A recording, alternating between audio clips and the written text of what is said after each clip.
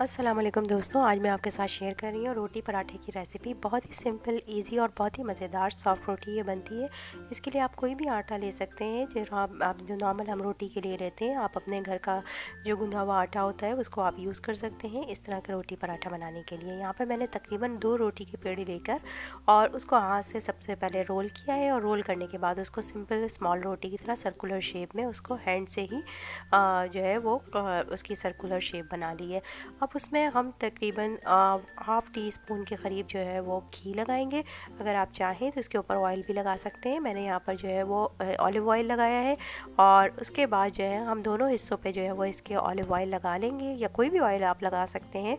और उसके बाद प्रॉपर्ली आपने लगाना है कि उसके चारों तरफ जो है वो ऑयल लगा हुआ हो। एंड देन एक रोटी को दूसरी रोटी के ऊपर जो है वो इस तरीके से हमने रख देना है और फिर उसके बाद हाथों से हमने इसको थोड़ा सा प्रेस कर लेना है। मेक श्योर कि हमने इसके एजेस जो है वो सील नहीं करने हैं। सिंपल बहुत ही सॉफ्ट हैंड के साथ हमने इसको जो है वो रोल करना है और उसके बाद इस तरीके से हमने इसको बेल लेना है। सिंपल जिस तरीके से हम नॉर्मल रोटी बेलते हैं बिल्कुल इसी तरीके से हमने एक बड़ी साइज़ की रोटी इसकी बना लेनी है। यहाँ पर आप देख सकते हैं कि मैं स्लोली जो है वो इसको बेल रही हूँ और बेलने के बाद जो है मैं इसकी एक बड़ी सी रोटी जो है वो तैयार कर लूँगी।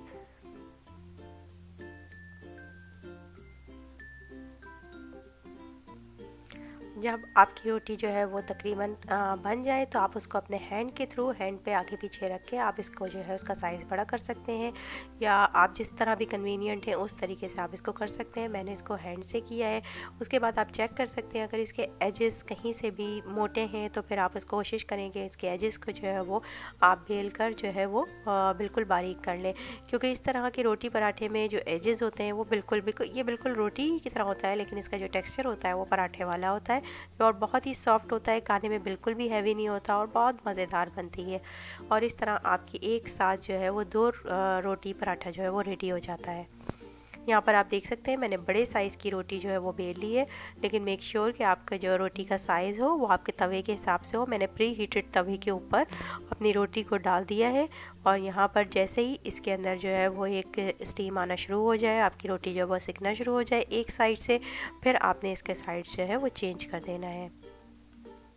यहाँ पर आप देख सकते हैं कि हमारा साइड जो है वो चेंज हो गया। एक्चुअली जो इसके अंदर स्टीम आती है वो स्टीम ही आपकी रोटी को दूसरी रोटी के साथ डिटैच कर देगी। अभी आप देख सकते हैं कि हमारी रोटी जो है वो अटैच्ड है, लेकिन जैसे ही स्टीम आएगी ये डिटैच होना शुरू हो जाएगी।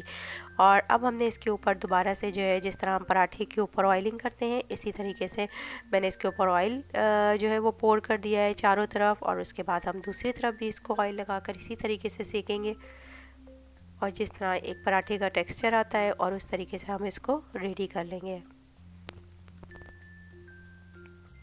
बहुत ही थिन रोटी पराठा की रेसिपी है ये। बहुत ही थिन लेयर इसकी बनती है और खाने में बहुत ही ज़्यादा सॉफ्ट होती है, इजी होती है और आपको बिल्कुल भी खाने के बाद जिस तरह पराठा नॉर्मली हैवी होता है वो एज़ कम्पेयर टू दैट ये बहुत ही जो है वो लाइट वेट होती है और आप यकीनन इसको एंजॉय करेंगे।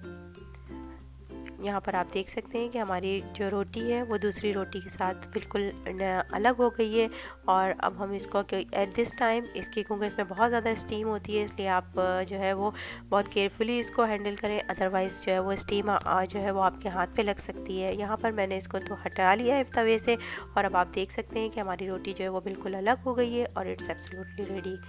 यहाँ पर आप इसको जो है वो फोल्ड करके रख लें। एक रोटी को दूसरी रोटी पर से हटाना ज़रूरी है, अदरवाइज़ जब स्टीम आएगी तो वो चिपकना शुरू हो जाएगी। तो कोशिश ये करें कि आप अपनी रोटी को दूसरी रोटी की तरह इस तरह से हटा लें। मैंने यहाँ पर अपनी रोटियाँ तैयार कर ली हैं और आप देख सकते हैं कि ये कितनी सॉफ्ट है और इसकी लेयर जो है वो कितनी थिन है।